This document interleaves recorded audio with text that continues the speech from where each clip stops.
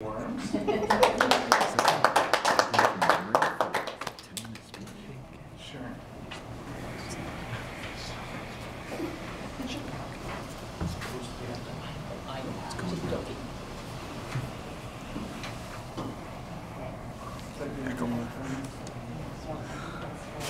Well, good morning, everyone.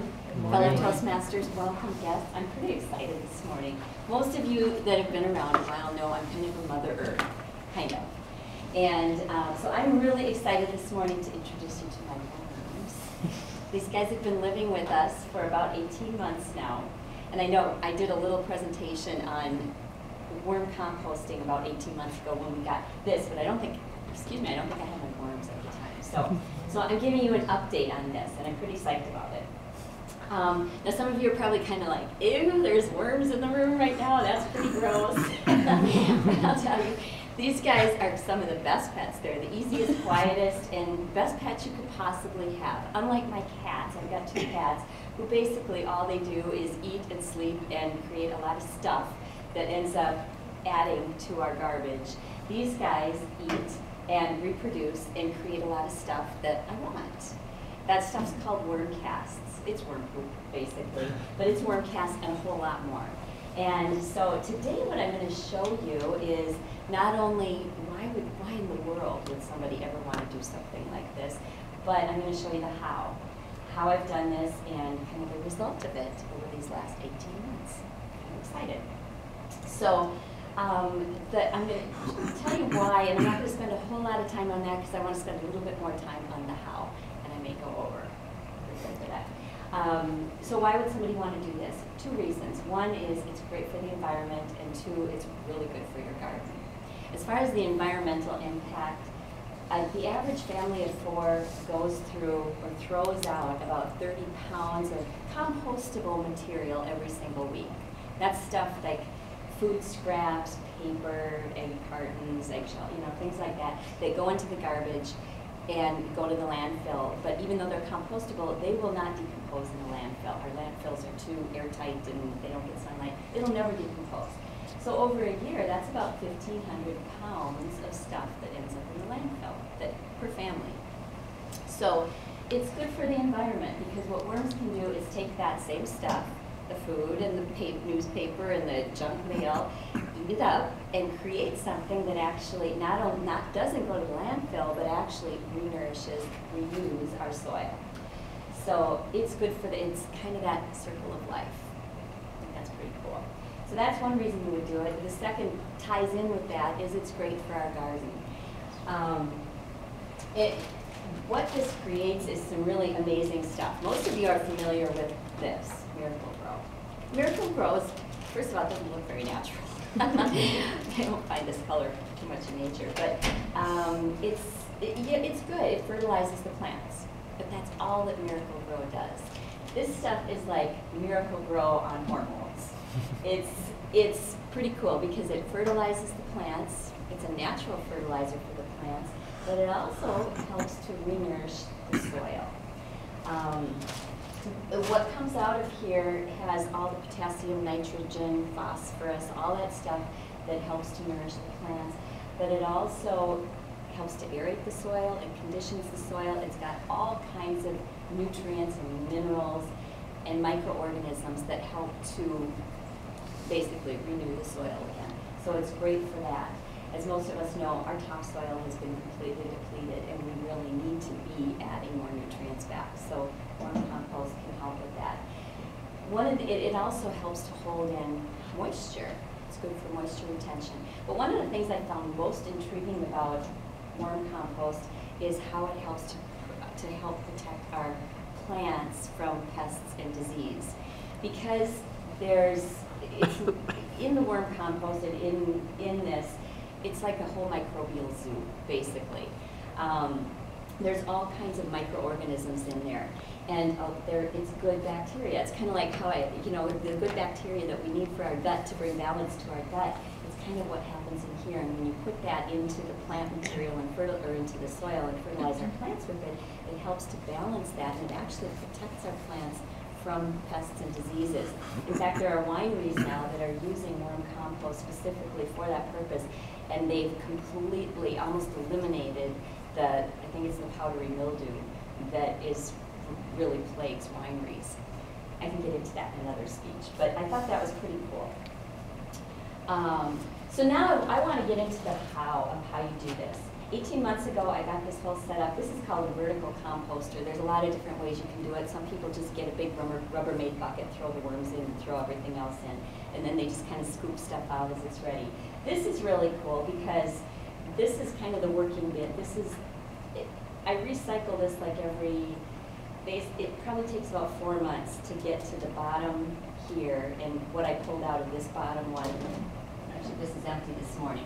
This was on the bottom last night, so there was compost in here last night, and I'm going to show you this morning how I loaded it. So on the top, I'm going to put the food stuff. The worms eat that. About 6 weeks later, I will take the compost out of this one, clean it out, and that becomes the top bin, and then kind of goes to the bottom. So basically, from start to finish, it takes about 4 months for the food in this top bin to end up down here and to be compost.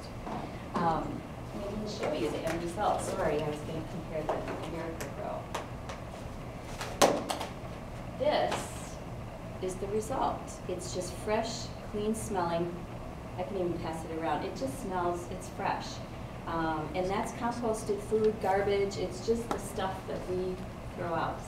Anybody want me to pass it around? Okay, you can smell it. I don't think there's any worms in there. So what I do, my worms are busy working in here, actually. And if anybody wants to look at it later, I can,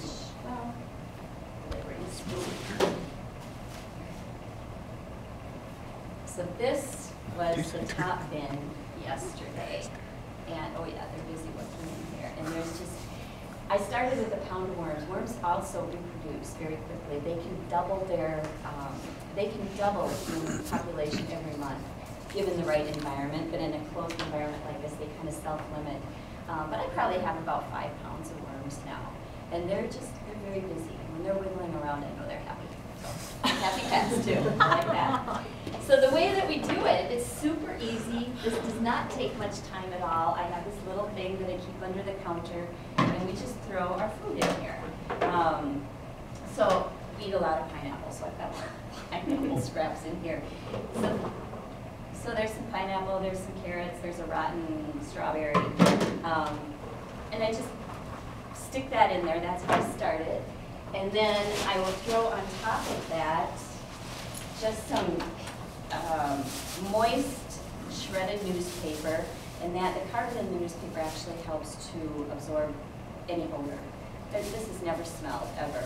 But I also, we get a kick out of this, have ground coconut husks.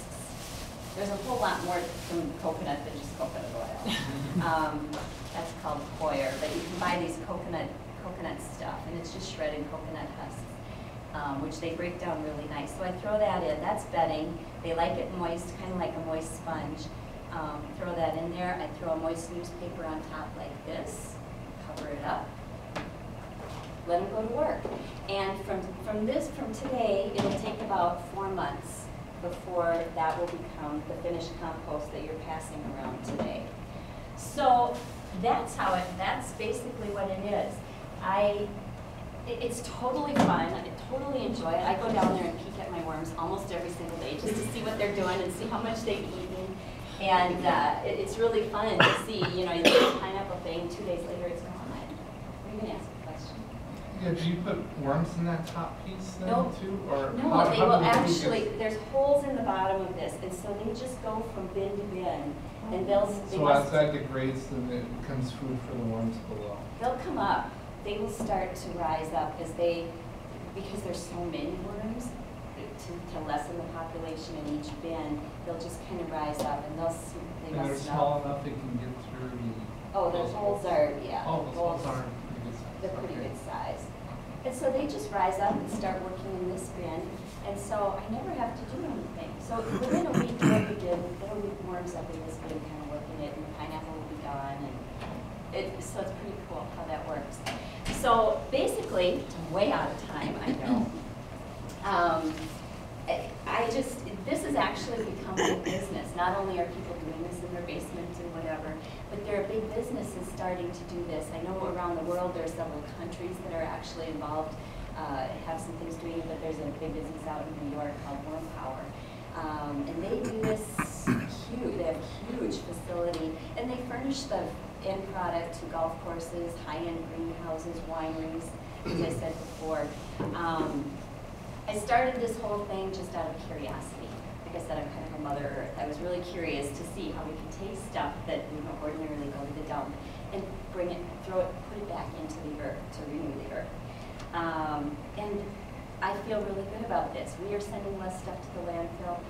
Not a whole lot. I probably throw away about 4 pounds of food a week, which isn't a ton, but over a year, that's about 200 pounds. And if 10 families do that, that's 2,000 pounds a year. So, but I get some good compost out of that. It's good for my garden, and I just feel good because I've contributed to the circle of life.